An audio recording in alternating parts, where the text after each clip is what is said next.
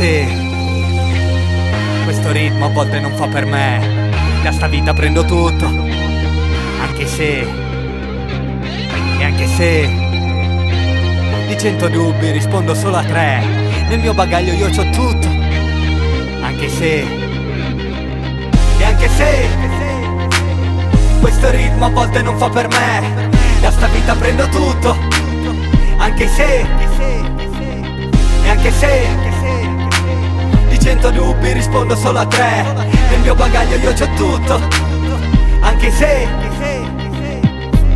ho chiuso il cielo in una stanza, l'ho toccato e ho capito che era finta, perché il cielo non lo chiudi in un dipinto, e per raggiungerlo non salti abbastanza. Rincorrendo un sogno, a testa bassa ho imboccato un vicolo, non ho rimpianti in fondo, meglio fallire che perdere quel brivido. E a me non serve un alibi, colpevolizzatemi, e se sognare è un crimine legatemi, perché non ci rinuncio neanche morto. Di produrre più ricchezza non mi frega neanche molto.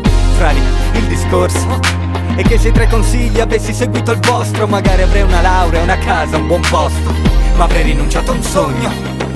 E anche se questo ritmo a volte non fa per me, da sta vita prendo tutto, anche se, e anche se di 100 dubbi rispondo solo a 3.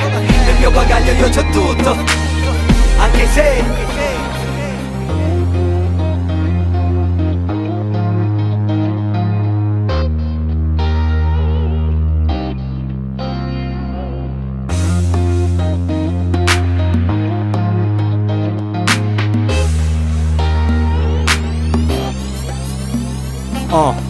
E riuscire a tutti i costi è la malattia più diffusa ai giorni nostri. Non è che se fallisci sei stronzo, piuttosto se ci riesci ti ricordano da morto. Frali, lo vedi?